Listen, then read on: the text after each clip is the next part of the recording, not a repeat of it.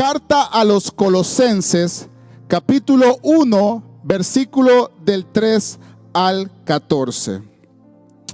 Cuando lo tengan allá en su casa, en casas de culto, digan un fuerte amén. Gloria a Dios. Y dice la palabra del Señor: siempre orando por vosotros, damos gracias a Dios, Padre de nuestro Señor Jesucristo, habiendo oído de vuestra fe en Cristo Jesús y del amor que tenéis a todos los santos, a causa de la esperanza que os está guardada en los cielos, de la cual ya habéis oído por la palabra verdadera del evangelio, que ha llegado hasta vosotros, así como a todo el mundo, y lleva fruto y crece también en vosotros, desde el día que oísteis y conocisteis la gracia de Dios en verdad, como lo habéis aprendido de Epafras, nuestro consiervo amado, que es un fiel ministro de Cristo para vosotros, quien también nos ha declarado vuestro amor en el Espíritu, por lo cual también nosotros desde el día que lo oímos no cesamos de orar por vosotros, de pedir que sean llenos de conocimiento de su voluntad en toda sabiduría e inteligencia espiritual, para que andéis como es digno del Señor, agradándole en todo, llevando fruto en toda buena obra y creciendo en el conocimiento de Dios, fortalecidos con todo poder, conforme a la potencia de su gloria, para toda paciencia y longanimidad, con gozo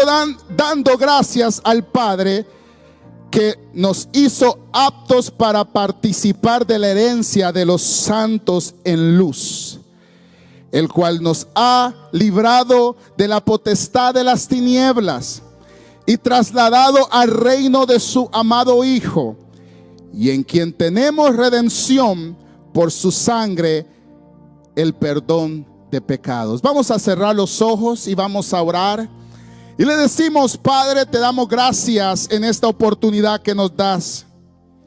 Una oportunidad de poder levantarnos el día de hoy, Señor, y venir a escuchar tu palabra, Señor amado. Te rogamos en el nombre de Jesús, Señor, que tú puedas abrir los corazones, los pensamientos, Señor, que tu gracia visite cada lugar que ha tenido una reverencia hacia ti, Señor. Espíritu Santo, muévete en medio de nosotros, háblanos a través de tu palabra, y sé tú siempre haciendo tu voluntad en nosotros. Te lo pedimos en el nombre poderoso de Cristo Jesús. Gracias, Señor. Amén y amén. Pueden tomar su asiento en la presencia del Señor. Gloria a Dios. Hermanos, con la ayuda del Señor y del Espíritu Santo queremos el día de hoy hablar de un tema muy importante.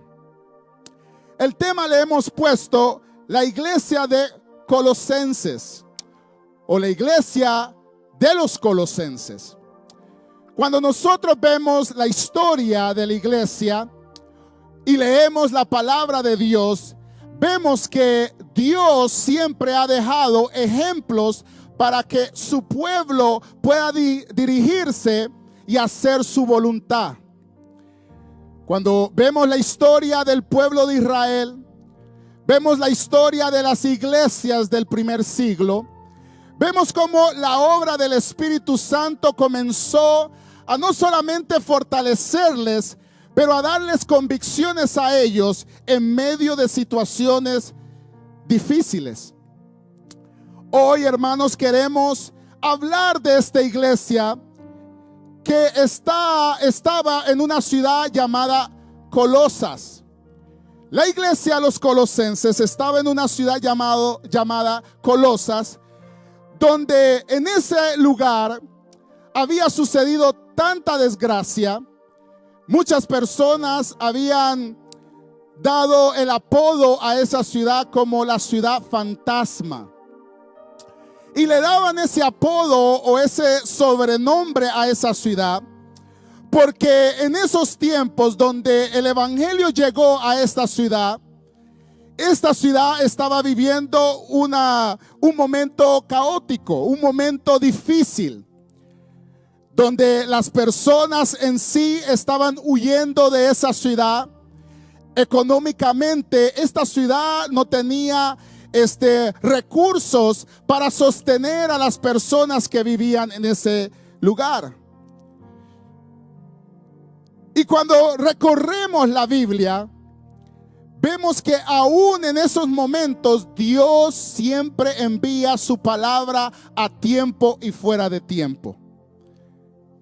La Biblia dice que la iglesia a los filipenses, la iglesia a los gálatas, la iglesia a la Odisea, fueron iglesias que fueron sostenidas y que manifestaron ciertas virtudes que el Espíritu Santo les daba.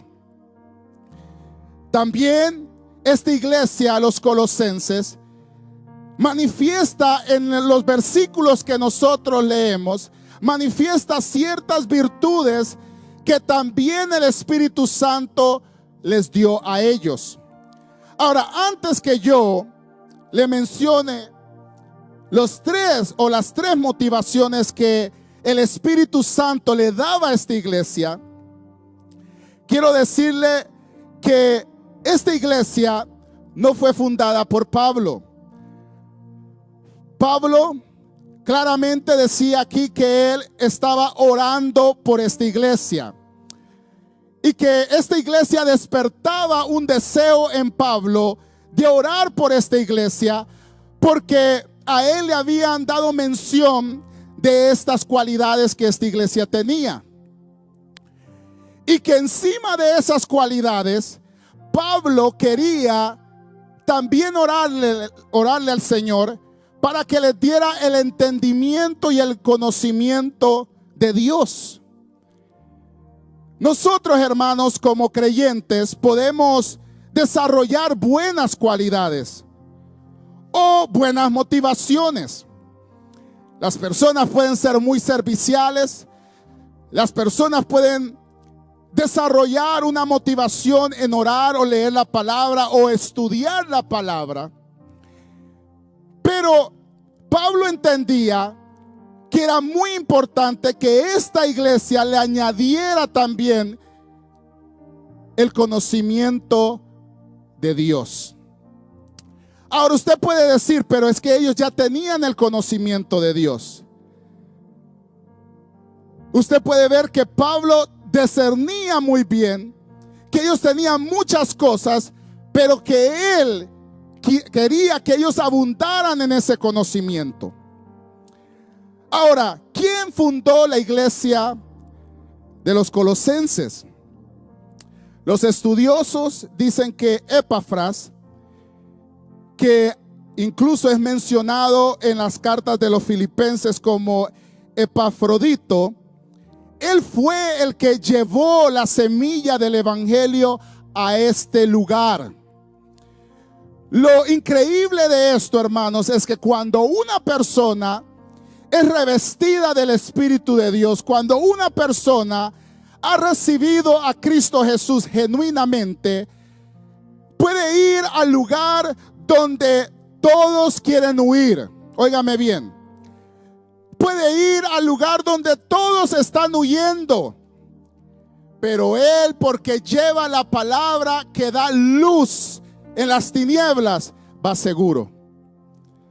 Nosotros debemos de estar más seguros, no en nuestra habilidad, sino en la palabra de Dios. Todas estas personas que huían por la situación económica y porque esta ciudad estaba en ruina, hubo un hombre que tomó la decisión de predicar el evangelio cuando miró un caos. Es que cuando la luz, hermanos, se manifiesta, se ordenan todos los caos en la tierra. Mire que nosotros, hay veces, el ser humano quiere arreglar las cosas del mundo, las cosas de las ciudades, las cosas de su vida, con otras cosas que el mismo mundo que es destruido por el pecado, ellos quieren implementarlas. Pero aquí este hombre, debes de dar la vuelta como todos y irse a otro lugar donde habían pastos verdes, donde había una economía, digamos, deseable. Él dijo, no, es que aquí necesitan la palabra de verdad, aquí necesitan la palabra de justicia, y se quedó. Y al quedarse, nacieron de nuevo personas llenas de tantas virtudes, llenas de tanto gozo y alegría para anunciar de Cristo. Eso fue lo que ocurrió cuando el evangelio fue anunciado a ese lugar. La palabra dice que bienaventurados los que son pobres en el espíritu, porque ellos es el reino de los cielos. En el transcurso del tiempo, esta iglesia desarrolló motivaciones que nosotros, hermanos, hoy en día debemos de anhelar en nuestras vidas. Ahora, le voy a decir cuáles son las motivaciones, porque eso es lo que me imagino que usted está esperando. Las motivaciones que esta iglesia manifestaba por medio del Espíritu es que ellos tenían fe en Cristo Jesús. Eso lo dice Pablo. En la porción que nosotros leímos, Pablo dice, se me ha dado a conocer a mí de la fe que ustedes tienen en Cristo Jesús. Lo otro es que también a Pablo se le había mencionado que esta iglesia tenía amor por los santos. Y la tercera, que ellos tenían sostenida, agarrada, guardada la palabra de esperanza. Tres motivaciones que van enlazadas hacia un mismo propósito. La fe es aquella fe que se relaciona con Cristo Jesús. La fe nuestra debe de manifestar una relación con Cristo Jesús. No como el Cristo de las películas, o no como el Cristo del cuadro que tenía su familiar. No como ese Cristo, sino como aquel que fue levantado de los muertos en gloria y poder. Aquel que murió en la cruz, se entregó completamente por nosotros y ahora está sentado a la diestra del Padre. Ese es el Cristo que nosotros debemos de tener nuestra fe puesta en Él. Nuestra fe en Él debe producir esa relación. Esta iglesia no creía en Jesús por las evidencias externas, porque bien es cierto, hay y hubieron y siguen sosteniéndose evidencias externas que Jesús habitó en la tierra. Si usted quiere indagar, uno de los historiadores como Claudio Josefo, que no era cristiano, que era judío y que era alguien que escribía historia para el imperio romano de los judíos, él habla de Jesús. Quizás no habla de Jesús como nosotros hablamos de Jesús, pero él habla de Jesús y otros registros. Pero esta iglesia no había recibido o no tenía esa fe en Cristo por esas evidencias. ni tampoco porque algo hubiera sucedido y ellos se dieron cuenta que Jesús era aquel que debía de venir para que ellos pudieran ser libres. No, porque ellos no tenían un conocimiento. La verdad, hermanos, es que en estas personas surgió una manifestación de la transformación más grande que todo ser humano debiera de tener. Y es que ellos tuvieron un encuentro con Cristo Jesús genuinamente. Hoy en día las personas pueden creer en Jesucristo. Hoy en día hay personas que creen en Jesucristo, pero de una manera pasajera. Creen en Jesús en su propia manera. Y cuando vienen luchas, cuando vienen pruebas, cuando vienen otras personas predicando otro evangelio, rápido se van tras de ellos. Otras personas tienen a Cristo, a un Cristo que ellos pueden manipular, que ellos pueden vivir conforme ellos quieran, pero que Cristo siempre va a estar ahí aguantándoles. Otros tienen a Cristo conforme sus propias ideas. Pero esta iglesia tenía una fe verdadera en ese Cristo. Ese Cristo, hermanos, que calmó la tempestad. Ese Cristo que llama las cosas que no son como si fueran. Ese Cristo que nos ha dicho a nosotros que nosotros haríamos cosas mayores que Él en su nombre. Esta iglesia tenía una fe verdadera en Cristo Jesús.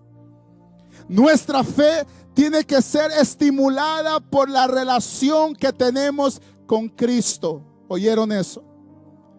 Nada puede estimular nuestra fe si no tenemos una fe directamente con ese Cristo Jesús. Lo otro que ellos tenían en esta iglesia es amor por los santos. Romanos capítulo 5 versículo 5 dice: y la esperanza no avergüenza, porque el amor de Dios ha sido derramado en nuestros corazones por el Espíritu que nos fue dado. Dios ama con un amor ágape. Ese es el amor que Dios nos dio. Un amor ágape. Es decir, que el amor que nosotros antes pensaba que era amor, es un amor falso. Un amor que siempre le va a convenir a la persona. Siempre hay atajos. Y si tú no me quieres o tú no me amas, ni yo tampoco. Si tú haces esto, yo ya no te quiero. Digamos, es un amor falso. Ese es el amor que nosotros teníamos en mente.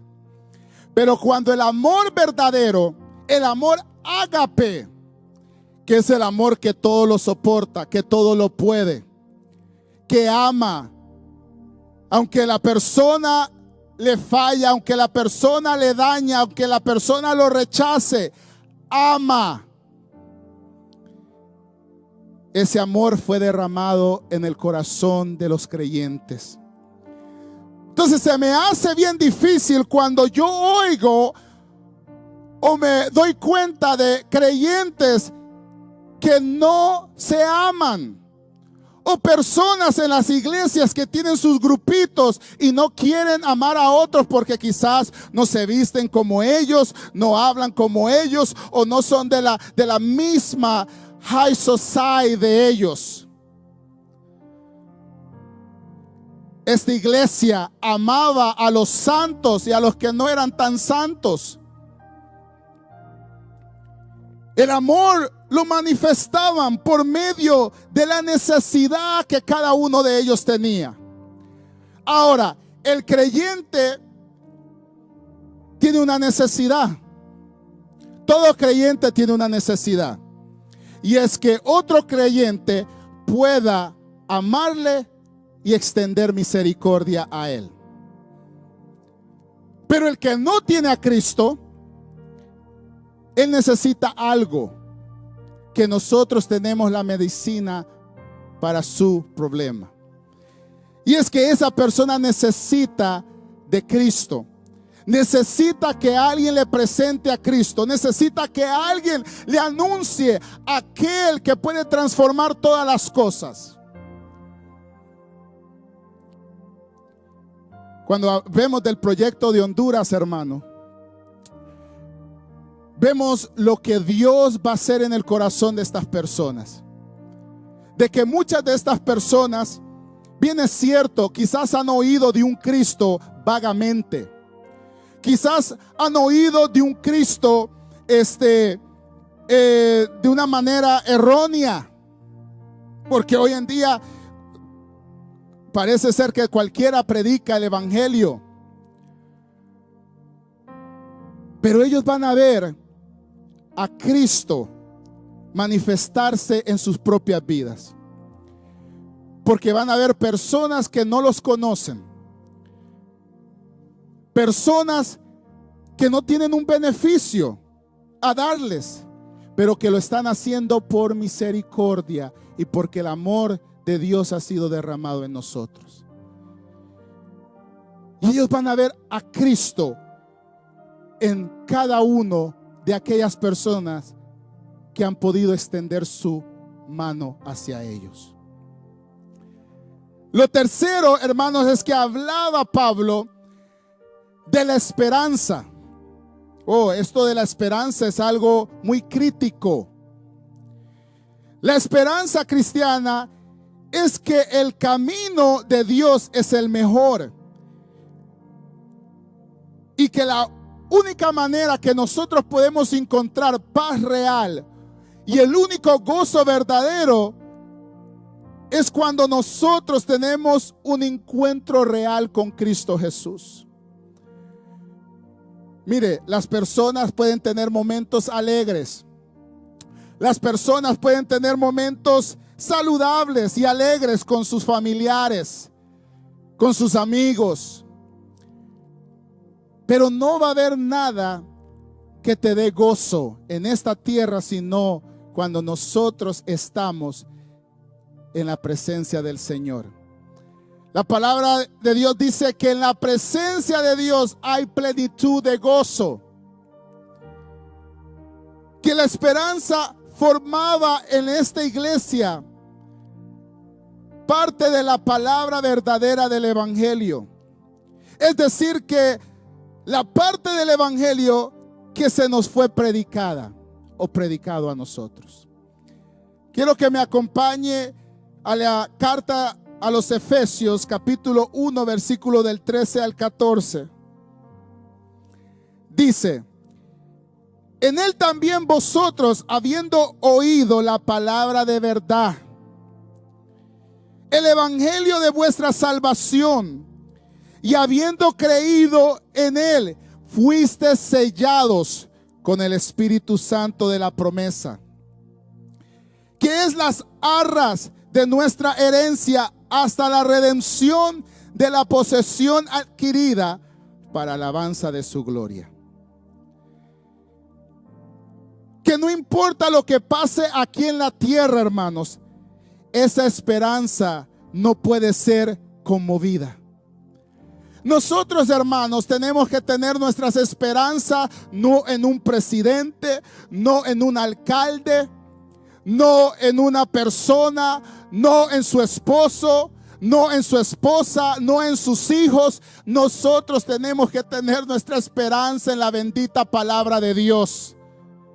Ahí es donde nosotros recobramos fuerzas.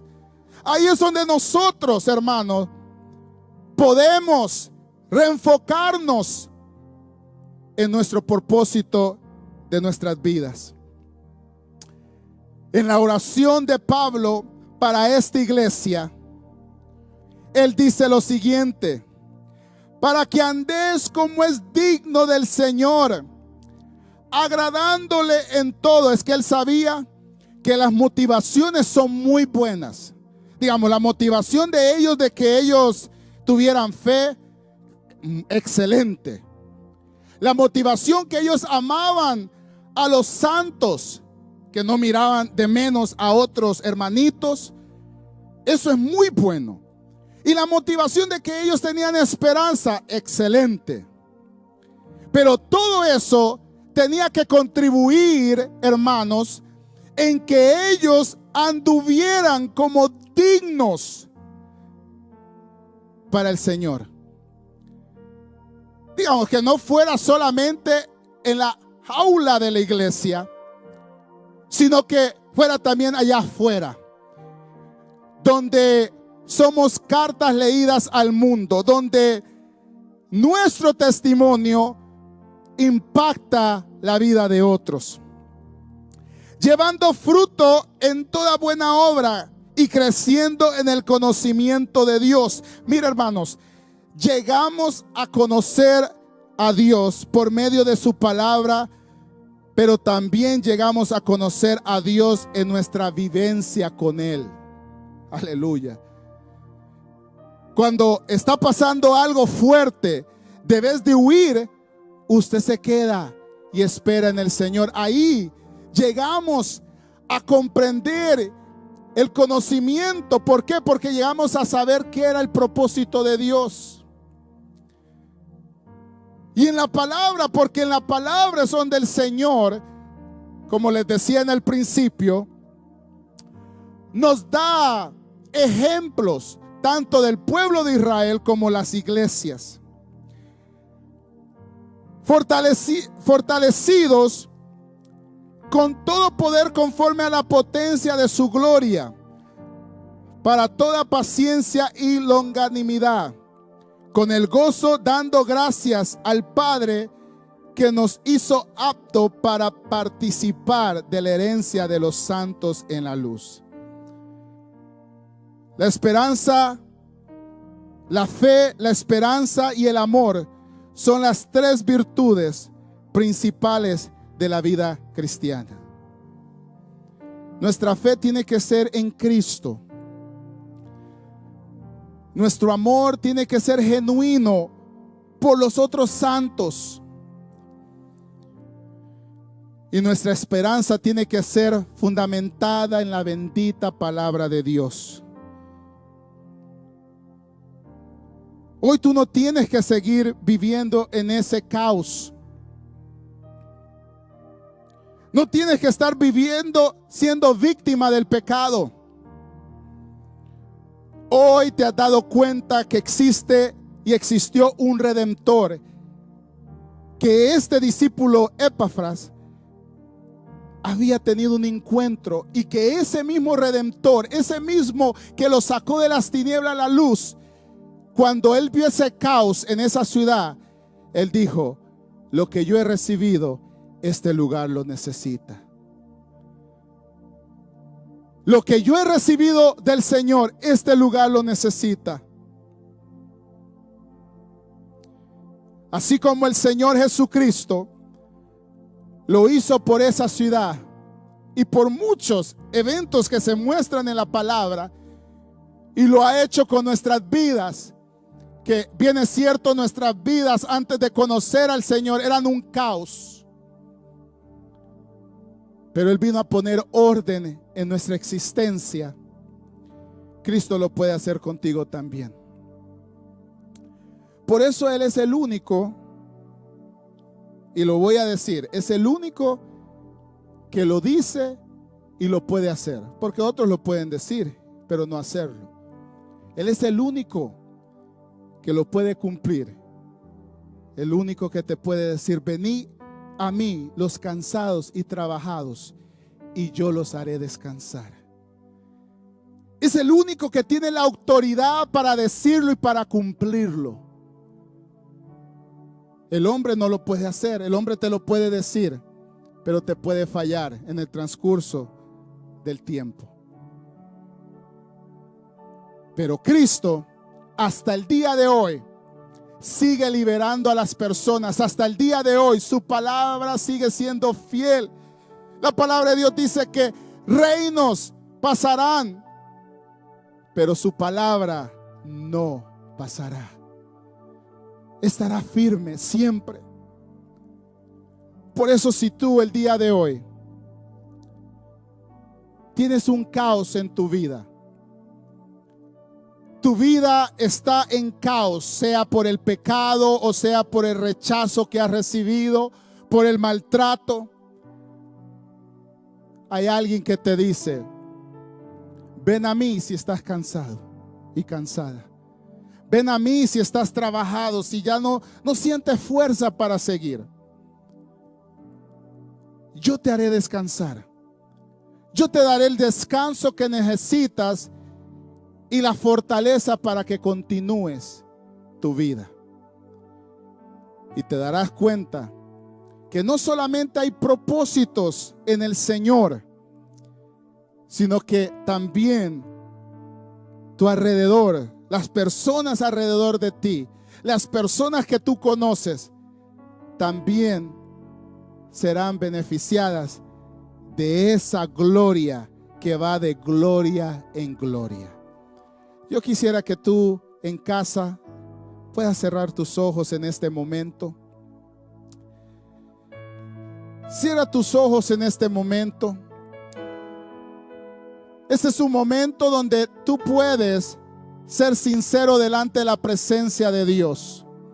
Dios está ahí en ese lugar.